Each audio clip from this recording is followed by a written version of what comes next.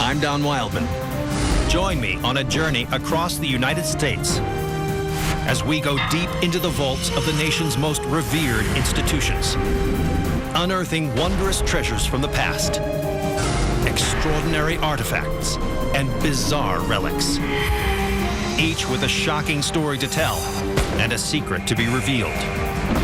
These are the mysteries at the museum.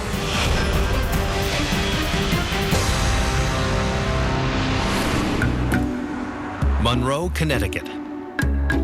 This idyllic New England town is home to a bizarre collection of artifacts that are not for the faint of heart.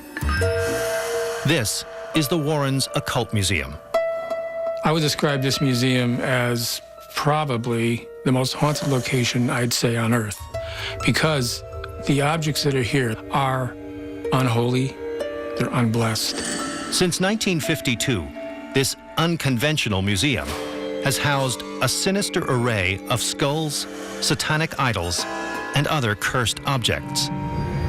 But according to curator Tony Spera, the most diabolical item here is a simple child's doll named Anabelle. The doll, at first glance, looks like any other rag doll. It's got the stringy hair, it's got the button eyes, and it's got striped feet. It's just a beautiful little doll to some little girl.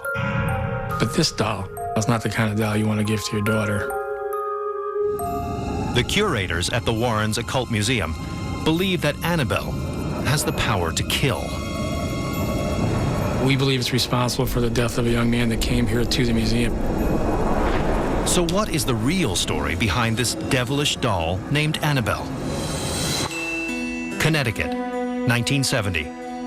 A nursing student named Donna is celebrating her 28th birthday with her roommate, Angie.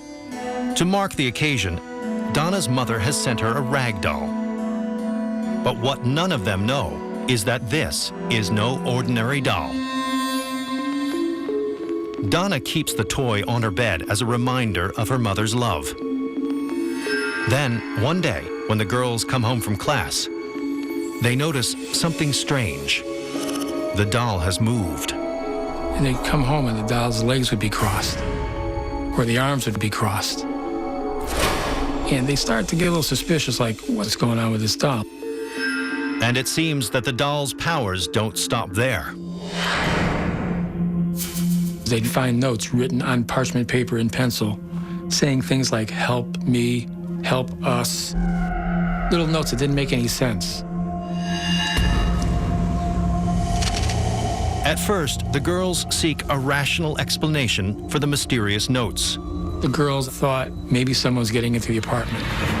What they did is they'd mark things to see if when you walk in the door, you're gonna move the rug a little bit. The nurses said, we'll know someone was in here. Well, nothing was moved, except the doll. That freaked them out. Fearing that there may be a malignant force at work in their apartment, the girls call in a medium and hold a seance. The psychic said, you have a spirit of a little girl named Anabelle.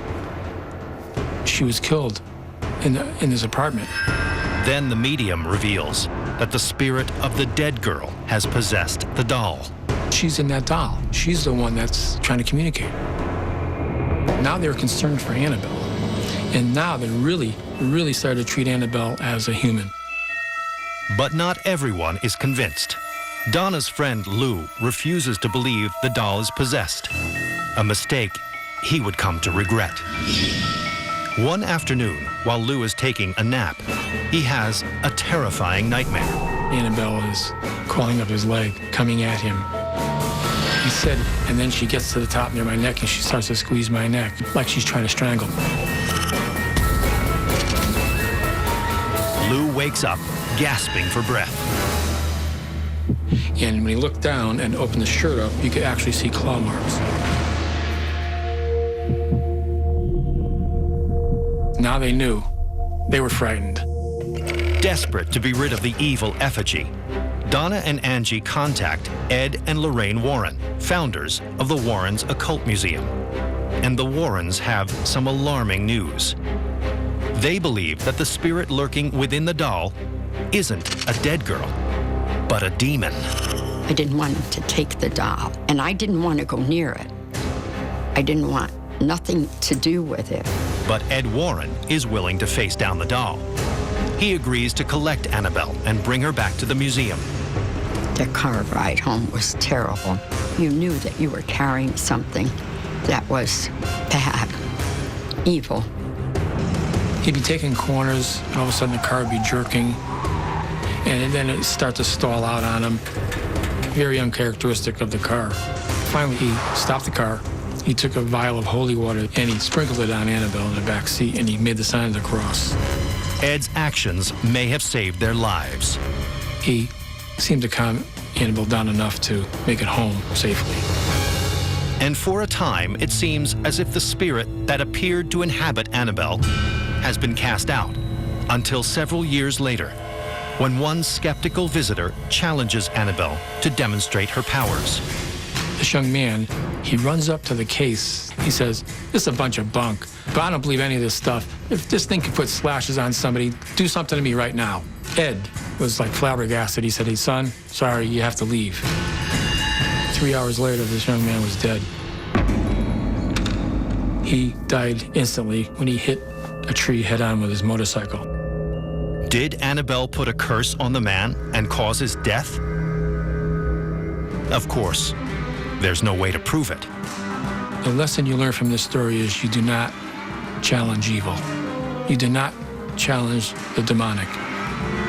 And whether you believe it or not, this chilling tale is enough to persuade visitors to the Warrens' Occult Museum to choose their words carefully when in the presence of Anabelle the doll.